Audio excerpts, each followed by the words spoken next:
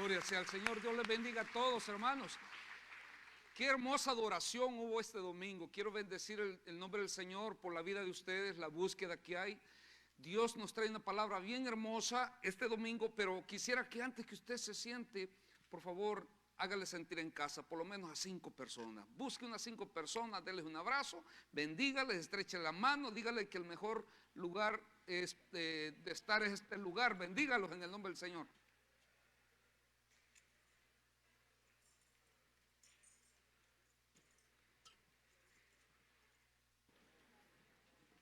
Gloria sea al Señor. Denles un buen abrazo, pero de eso un estrechón de manos desde lo profundo de su corazón.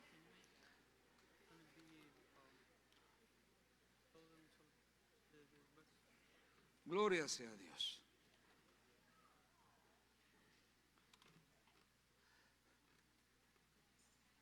Gloria al Señor. Va tomando su asiento. Va tomando su asiento.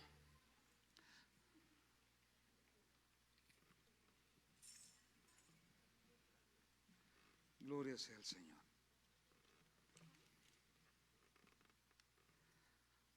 Por favor, busquen el Salmo 73 ahí en su Biblia. Si ve que el de la par no tiene Biblia, trate de compartir con él o ella. Salmo 73.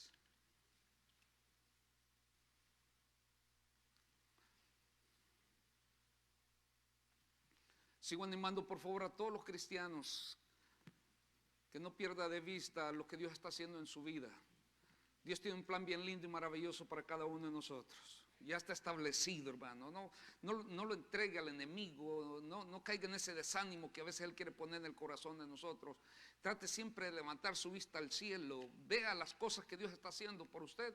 No vea las de alrededor y no se acostumbre a ellas. Porque había un salmista que dice que él cometió ese error. Y al cometer ese error, hermano, al final tuvo que hacer una comparación. Y esa comparación fue una comparación, hermano, que solo se necesita realmente tener, hermano, humildad y poder reconocer que uno ha caído en una situación tan baja. Y el salmista dijo: casi mi comportamiento era como el de una bestia. Así que vamos a tratar un poquito de eso, pero siento el anhelo y el deseo, hermano, de que le cantemos al Señor y le demos ese voto de confianza. Un voto de confianza donde nosotros le decimos al Señor: Señor, esto nace de mi corazón. Nace de mi corazón eso. Sigo creyendo que no importa lo que esté sucediendo alrededor de mí, que no importa si el enemigo se levanta como río, que no importa, Señor, si tengo que pasar por fuego, que no importa lo que suceda, Señor, sé que tú ya tienes para mí un propósito establecido y nada va a suceder si tú no lo permites. Creo firmemente, Señor, que tú tienes la última palabra en todo lo que pueda suceder, en todo lo que pueda venir. ¿Cuántos creen que Dios tiene la última palabra para todo eso que está por venir? Sea de bendición, para nuestros ojos no lo sea. Yo creo que Dios tiene la última palabra. ¿Cuántos saben ese canto? ¿Cuántos quieren cantar esa alabanza en esta tarde? Todos pónganse en sus pies entonces, los que quieran cantar esa alabanza. Cierren sus ojos, traten de concentrarse en el Señor. Y si usted no conoce esta palabra o no conoce esta canción, escuche las palabras, escuche la letra. Dame ver tu eterna paz, dame el don para esperar. Ayúdame a confiar en ti, porque mis fuerzas no puedo más. Dame ver tu eterna paz, dame el don para esperar. Ayúdame a confiar en ti, porque mis fuerzas no puedo más.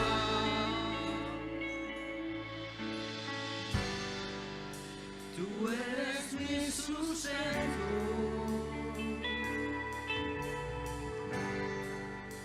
y tú mi creador,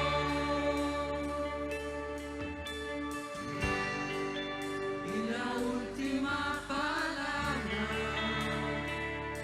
la tienes tú.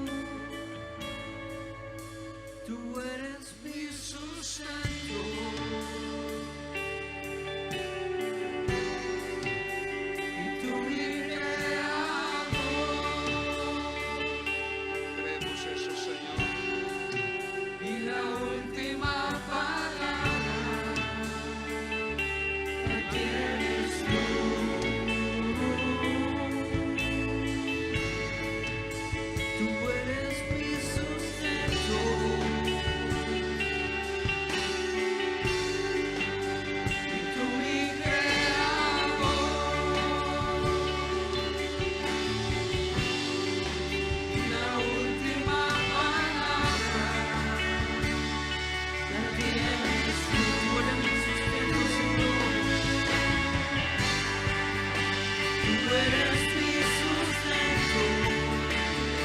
Tú mi creador. Y la última palabra la tienes tú.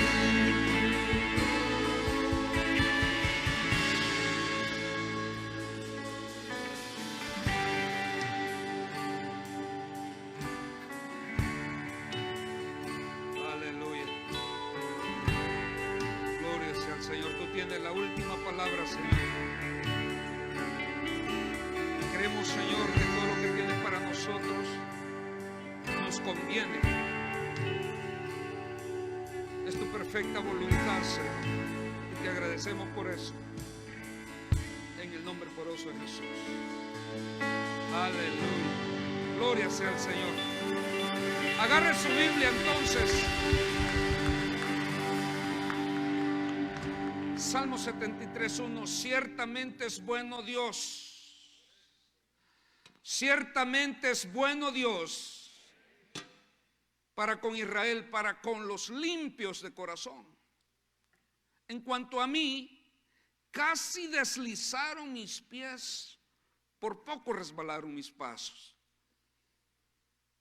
Porque tuve envidia de los arrogantes, viendo la prosperidad de los impíos. Porque no tienen congojas por su muerte, pues su vigor está entero. No pasan trabajos como los otros mortales, ni son azotados como los demás hombres. Por tanto, la soberbia los corona, se cubren de vestido de violencia, los ojos se les saltan de gordura, logran con creces los antojos del corazón. Se mofan y hablan de maldad de hacer violencia, con maldad de hacer violencia. Hablan con altanería, ponen su boca contra el cielo y su lengua pasea la tierra. Por eso Dios hará volver a su pueblo aquí, y aguas en abundancia serán extraídas para ellos. Y dicen, ¿cómo sabe Dios? ¿Y hay conocimiento en el Altísimo? Y aquí estos impíos, sin ser turbados del mundo, alcanzaron riquezas. Verdaderamente en vano he limpiado mi corazón y lavado mis manos en inocencia. Pues he sido azotado todo el día y castigado todas las mañanas. Si dijera yo, hablaré como ellos, he aquí a la generación de tus hijos engañaría.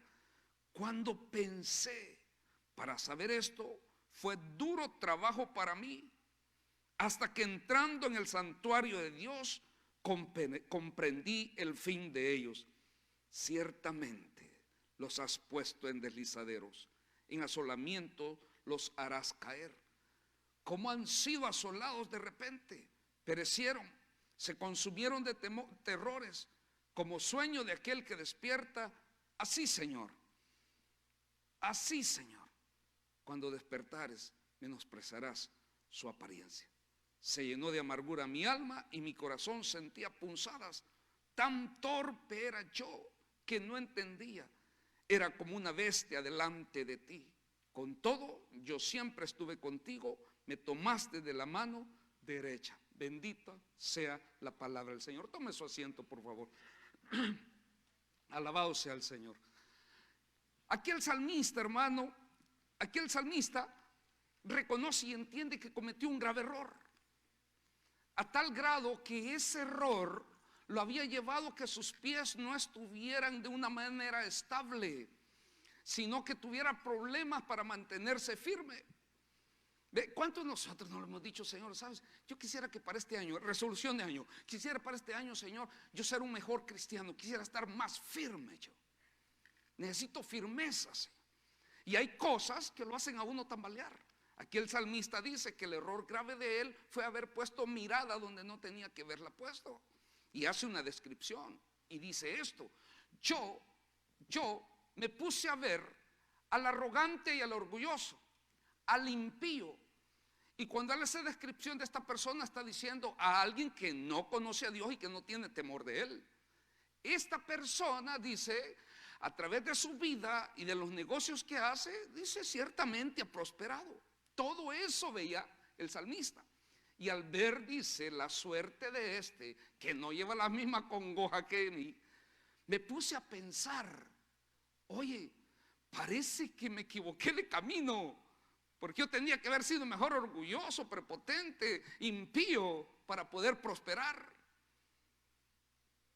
Dice, al ver a este, yo dije, me equivoqué, porque dice el salmista, en vano he limpiado mis manos, en vano me he llenado conocimiento de Dios, porque a aquel le va mejor que me va a mí.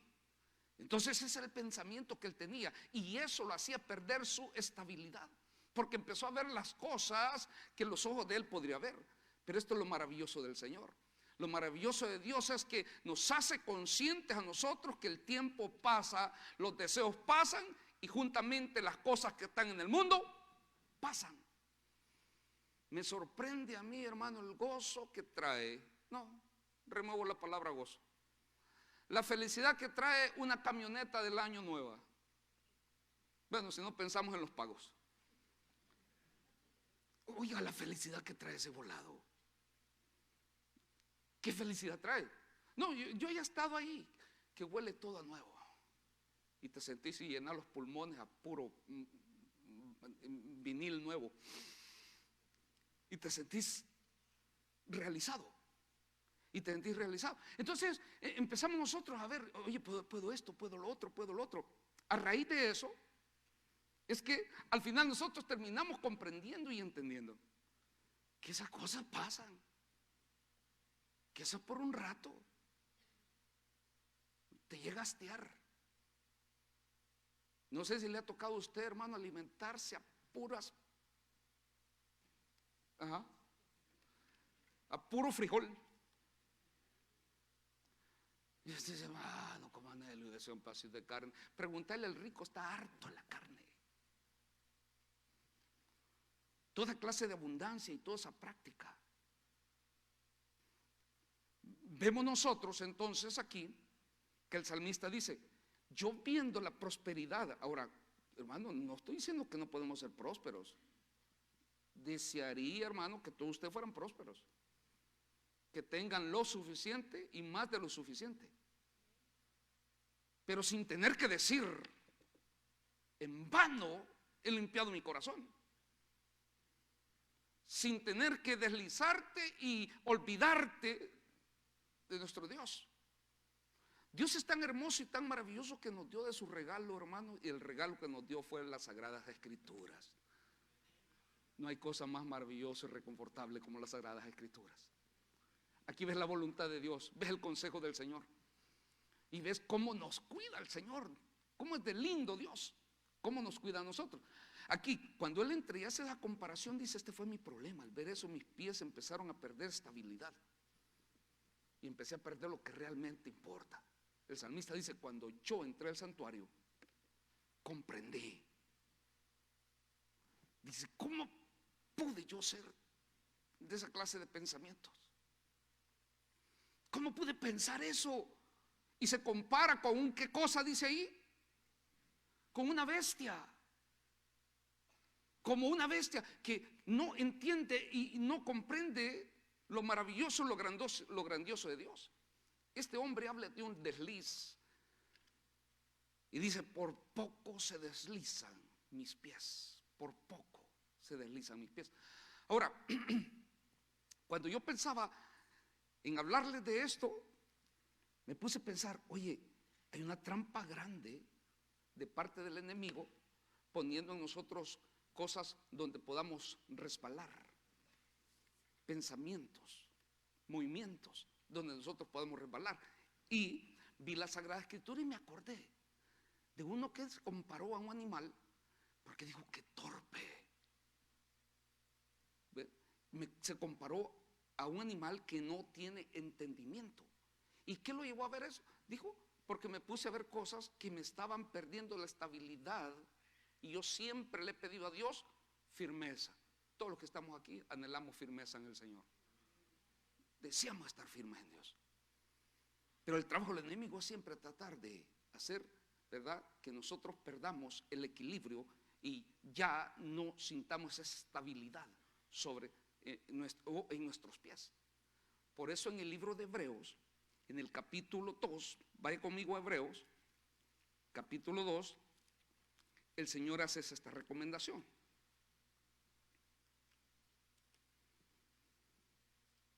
El Señor hace esta recomendación.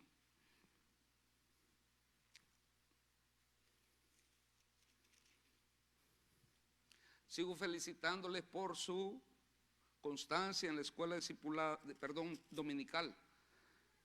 Hermano, cuando haya pasado un año, hombre, cuidadito, usted está bien afilado.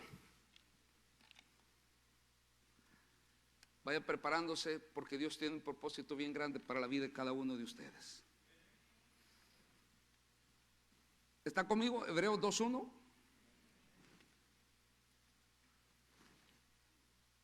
Por tanto, es necesario que con más diligencia, mientras algunos encuentran ahí, déjeme decirle que diligencia es interés, es esmero, es rapidez, es eficacia en cualquiera de las cosas que usted vaya a emprender o vaya a realizar un trabajo, una obligación. Por tanto, es necesario que con más diligencia atendamos las cosas que hemos oído, no sea que nos deslicemos. Vea, hay una trampa y ese es el tema de esta tarde, la trampa del desliz. Según el diccionario Larousse, hermano, desliz es un error leve que se logró conseguir por falta de reflexión. Eso dice Larousse, el diccionario, que significa un desliz. Y casi siempre está relacionada con una relación indecorosa, inmoral. No sé si ha escuchado decir usted, y Julano tuvo un desliz, o Julana tuvo un desliz. Y ya cuando se escucha eso de desliz, ya automáticamente a nuestra mente se nos viene que cayó en pecado, y muchas veces en cuestión moral. Pero no siempre hay esa clase de deslices. Hay deslices, de deslices a deslices. Hay deslices, hermano, cuando de repente alguien de nosotros cometió un tremendo error con relación a la economía. Ve cómo cuesta de repente recoger algunos ahorros. Y aparecen ideas por ahí, algunos negocios, y nosotros, hermanos, cometemos errores en invertir y hacemos un desliz en la economía. Hay también algunos deslices en los matrimonios. Donde dice, yo jamás he tocado a mi mujer y esta vez le pego en su sopapo. No, hay gente que se está estrenando a los 40 años, a los 50 años. Y la esposa dice, no, sí que jamás me había tocado. Y usted dice, no sé qué me pasó, yo creo que ya veo un desliz que llegó a mi vida. Entonces, el problema con el desliz es que incluso el mismo diccionario, la definición de desliz, es que el diccionario dice que es un pequeño o leve error, un pequeño o leve error por la falta de reflexión. Entonces, como es un leve error por la falta de reflexión, oiga, un desliz, un leve error, leve error, hermano, es como, yo fui a visitar una familia, la familia, hermana Cecilia, y estaba haciendo un frío de esos tremendos que han hecho. Ya ve que se caen así las gotas del canal y si caen en un solo lugar empieza a hacer y se empieza ahí a acumular el agua y se hace hielo. Yo llevaba tanto frío, me recuerdo que llevaba tanto frío que me metí las manos a la bolsa. Y cuando doblé así en la acera para allá y no sabía el hielo, hermano, me empecé a patinar. Yo quería sacarme las manos de la bolsa y no pude y ¡pa! Caí. Y me empecé a deslizar sobre el hielo así. Oiga, eso a lo sumo es un dolorcito de espalda, es un desliz. Es un desliz. Pero no le podemos llamar desliz cuando hemos traicionado a nuestro cónyuge. Pero desafortunadamente, cuando usted va a la definición de desliz, se encuentra que es un leve error por falta de reflexión. Entonces yo reflexioné después de que me levanté, dije, ¿por qué tenía la mano metida en la bolsa? Por lo menos me hubiera agarrado de algo. Uno reflexiona. Después de ciertos errores, uno reflexiona. Y vaya que vaya la tontera de nosotros los seres humanos. ¿Cuándo es que nos volvemos más reflectivos o reflexionamos más? Exacto. Después que nos hemos roto la nariz, vemos las cosas, lo vemos más objetivo, lo vemos desde otro ángulo y decimos, sí, se aprende, echando a perder, se aprende, a golpe se aprende. Pero Dios no quiere eso. Dios lo dice de una manera, hermano, tan maravillosa, pensando en nosotros. Dice, por tanto es necesario que con más diligencia. Y le dije a usted que diligencia era interés, esmero, rapidez, eficacia en lo que usted va a hacer. Dice, quiero que ponga mucho, pero mucho interés, mucho esmero, pero que reflexiones antes de hacer las cosas. Entonces hay desliz. Fíjese que la gente que se ha caído de 30 pies de altura, especialmente los hermanos que trabajan poniendo las tejas, le cayó uno y perdió el conocimiento y no lo volvió a recuperar. Pasó en coma hasta que murió. No salió de coma, murió.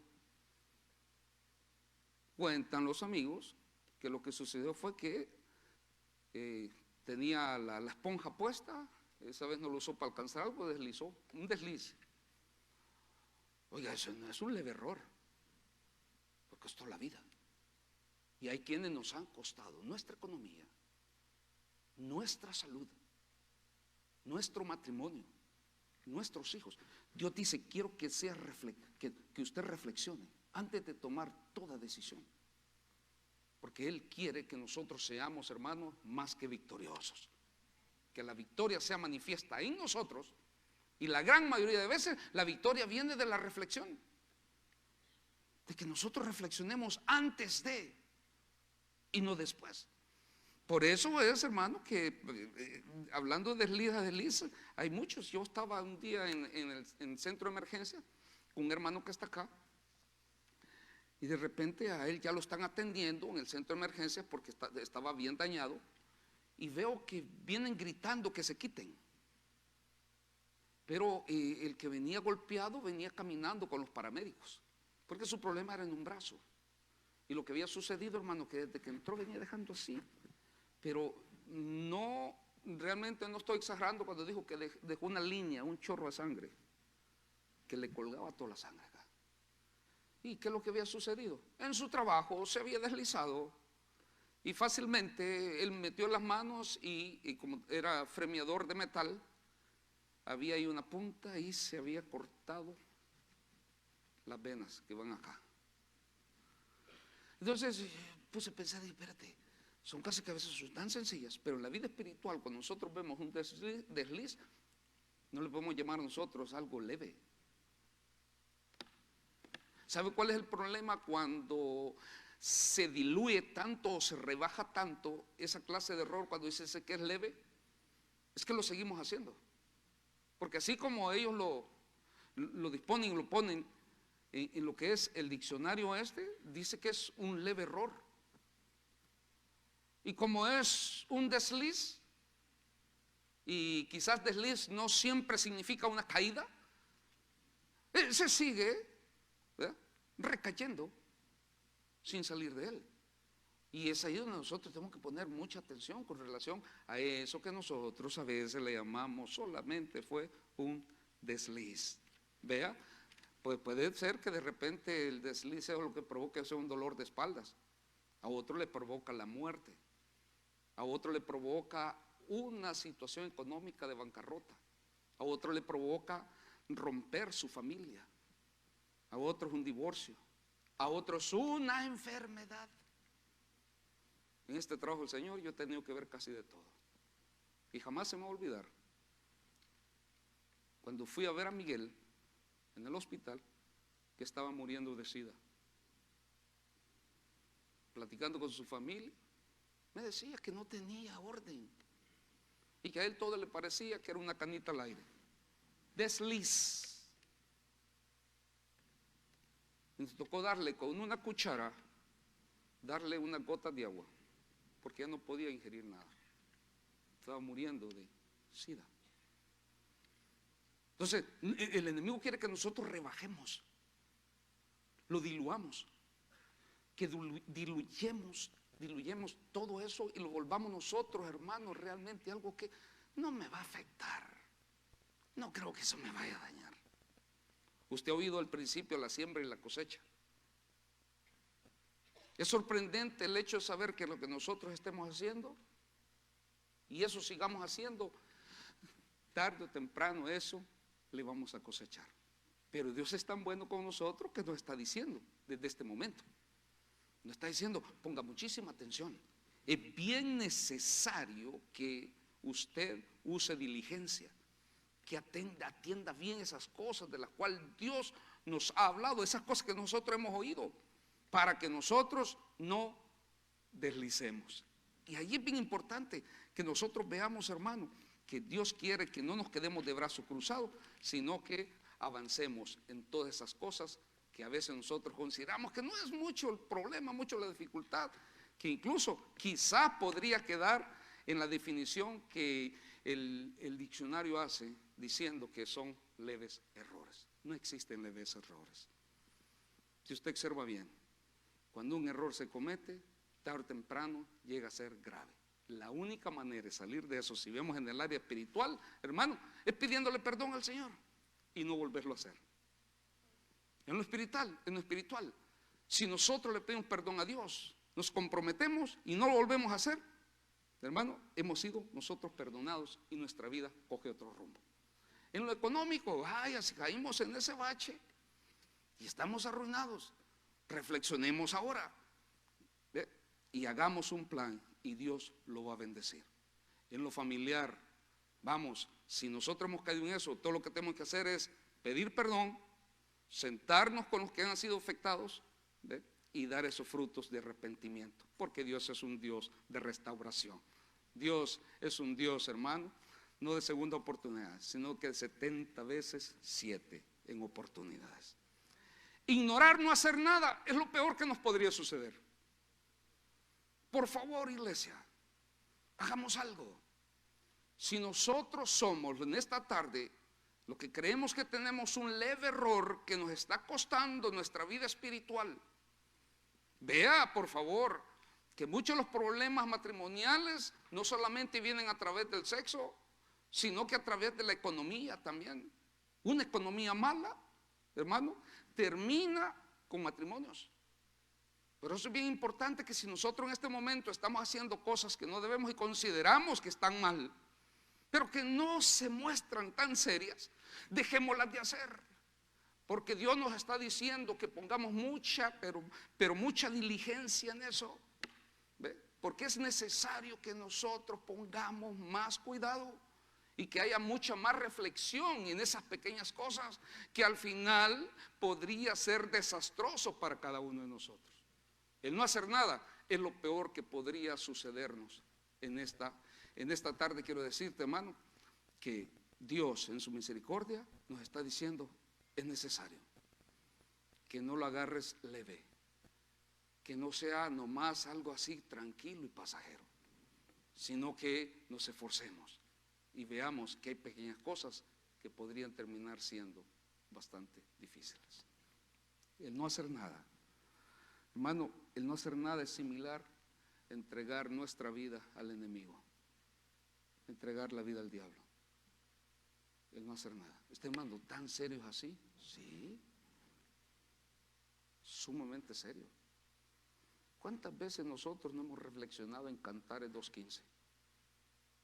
Es más, si ustedes saben lo que dice Cantares 2:15, habla de animalillos ahí. Cazadme las zorras, ¿se acuerdan? Cazadme las zorras pequeñas, las que echan a perder el viñedo. Y aquí lo que está diciendo Dios es esas cosas pequeñitas, esas cosas que creas que no afectan, esas cosas pequeñas hay que sacarlas justamente lo más pronto que se pueda, porque esas cosas pequeñas terminan siendo cosas grandes. No sé si fue aquí o en la iglesia de Melville que yo les comenté a ustedes, pero si usted lo escuchó, por favor, tal vez alguno no lo ha escuchado, vuélvase a gozar juntamente con lo que voy a decir. Pero en la Segunda Guerra Mundial, hermano, vea cómo hacían esto los pilotos. Cuando ya llevaban una altura bastante elevada, empezaban a escuchar como que algo estaba haciendo un sonido así, como que estaba rascando. Ellos sabían bien que traían de polizonte ratas, y si las escuchaban en su maleta que traían atrás, se afligían mucho, porque significaba que era una rata que se había colado al paracaídas de él. Y vaya que el paracaídas era el salvavidas. A estos hermanos los abatían a tiros y tenían que abandonar el avión, pero sabían que las ratas les habían roto el paracaídas, ya no había esperanza. A ellos les enseñaron que a cierto nivel de altura la rata no soportaba ya la presión, y cuando ellos escuchaban ese sonido, ahí como algo rompiendo su paracaídas, todo lo que tenían que hacer, porque no había oportunidad de quitarse esto y checar, era que agarraban el avión y subían a una altura tal donde ya dejaban de escuchar eso, porque el roedor ya no podía soportar esa altura y su corazón explotaba. Ahora ya estaban seguros. Y eso es lo que Dios dice: esas pequeñas cosas, de la manera que te deshaces de ellas y te las quitas de la espalda, es subiendo a las alturas con el Señor. A eso que nosotros le llamamos subamos al nivel espiritual, crezcamos en el Señor, subamos más alto en el Señor, porque ninguna de esas cosas se van a pegar, sus pies no se van a desestabilizar, porque usted, mi amado hermano, ha subido a la altura que Dios quiere. Dios tiene una medida para nosotros, y la medida sigue siendo la de nuestro Señor Jesucristo. Ignorar y no hacer nada es similar como entregarle esa área al enemigo o su misma vida al diablo, porque el Señor nos dice que nosotros tengamos cuidado y que reflexionemos en esas pequeñas cosas que al final echan a perder nuestras vidas espirituales.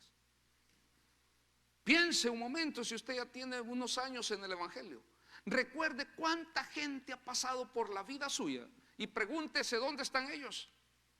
Y si ha tenido la capacidad de monitorearles, se va a encontrar usted que muchos de ellos ya no se encuentran en el camino del Señor. Ah, claro, están bajo la esperanza. Mientras tienen vida pueden regresar. Si usted les entrevista, y al entrevistarles a ellos, ellos le van a dejar saber a usted que se descuidaron, que pensaron que esa pequeña cosa no iba a afectar. Y la verdad que afectó más de lo que debía. ¿Por qué? Porque no hicieron nada. Mire, mientras estemos en esta vida, van a venir esos roedores, van a venir esas cosas pequeñas a nuestra vida. Pero lo peor que podría suceder, mi amado hermano, es no hacer nada para poderlas quitar de encima. Así es que nosotros estamos a tiempo. Yo, en mi propia vida, vienen esas cosas y se quieren pegar, porque las veo insignificantes, no les voy a poner cuidado. He llegado a comprender y entender, hermano, que hizo más daño la peste negra que la Segunda Guerra Mundial. ¿Qué es más? Hizo más daño la gripe española que la Segunda Guerra Mundial. Se murieron más de 50 y pico millones de personas con la gripe española en 1918 en este país.